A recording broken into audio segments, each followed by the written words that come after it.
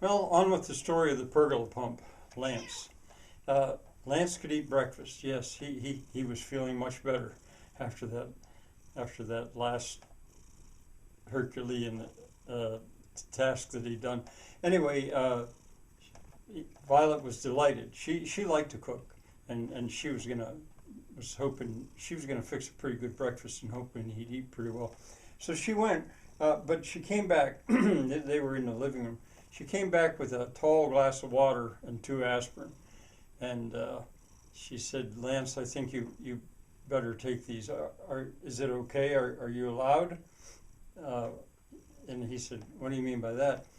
And Violet said, "Well, your father said that you and Morgan didn't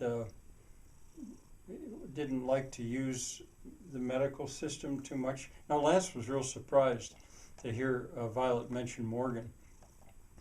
Uh, he said, "How do you know about her?" And she said, "Well, your dad explained, uh, and we were talking about whether or not you should go. We should wait and try to get you to the emergency room. I don't know if you realize, Lance, but yesterday afternoon you could have died. It was that serious. But you must be strong because you seem to have recovered. Well, anyway, or you're recovering well. The knee and the shoulder and the arm, we'll look into that. That's going to take a while, I think. Anyway, sure. Uh, he took the aspirin, although he sort of looked at that tall glass of water and thinking about what had just happened to him. He wasn't so sure about that. And then the aspirin, well, anyway, he he did. And Violet said, "Well, that'll take a little while to kick in. I'm going to go fix breakfast." Now, Elaine, she said, "I've got a question. It's personal. Maybe I shouldn't ask, but Lance, your hair. I don't know if you know what you look like, but would you mind if I brushed your hair?" And Lance said, "No, no, of course you may. I must look terrible." And she said, "Well, the truth is you do." Uh, but I like to brush hair. So anyway, while Violet was fixing breakfast, uh, they were still in the living room, and Elaine got to trying to work all the nastiness, the knots and the dirt and everything out of his hair. And gradually she was getting it so it looked pretty nice. As a matter of fact, he had unbelievable hair, well below his shoulders, thick blonde hair, and it was gradually looking really nice. Now, while Elaine was doing that, she was humming a tune, and Lance liked that. He didn't know the song or whatever it was, but it was so relaxing to hear that. And sure enough, the aspirin was beginning to kick in, and he was feeling pretty good. Well, then they went into the kitchen, and Violet was uh, finishing up, and she said, "I've got a question for you before we eat. Uh, I've got two questions for you, actually, Lance. First of all, do you know what happened yesterday? Do you know why you came to us in such bad shape?" And Lance said, "I have no idea. I don't remember anything from the time that I was bicycling in the woods, really, of North Virginia, and so I don't." And Violet said, "Well, we'll work on that. Maybe there's a way that we can figure out what happened, because that was pretty strange that you should be in such bad shape."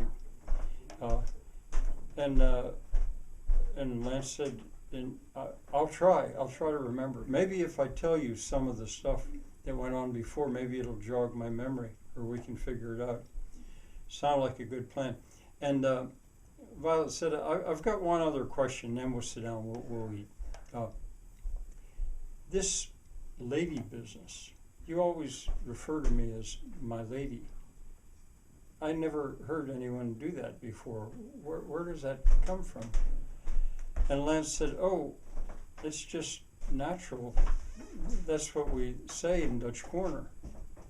Dutch Corner, she said. Yeah, Lance said, yeah, that's the neighborhood where we live. It's a little bit isolated, and we talk a little bit differently there. Now, not like the Mennonites. There's Mennonites moving into Dutch Corner, and I'm glad they're coming. But they speak very differently, and a lot of times they'll actually speak Pennsylvania Dutch. They'll speak a different language. But those of us that are from there, we speak a little differently from, say, the people that live in Overtree. They'll even make fun of us, but we do that anyway. My lady, it's just what we would say to be polite. I noticed when I rode into the South, or West Virginia and Virginia, around here people say ma'am.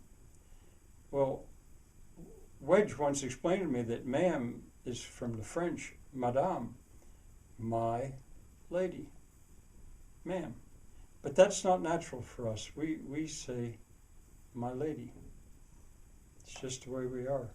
Wedge says it's a villagism. He studied linguistics. He's kind of weird. It's a villagism, or maybe even an idiolect. It would be an idiolect. I remember him explaining, if only one person did it, well, then it would be an idiolect. But that area, that's part of the way we speak. So there you have it. Do you mind?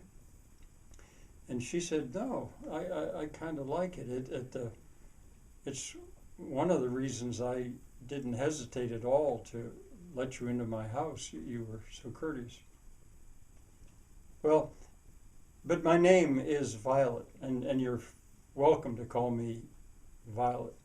And my granddaughter heard, this is Elaine. And Elaine, do you mind? No, he can call me Elaine. And so Lance said, well, thank you, Lady Violet. And thank you, Lady Elaine. Okay, she said, let's go in and eat. And she had made quite a meal, and they ate. And there's no need for me to go into that.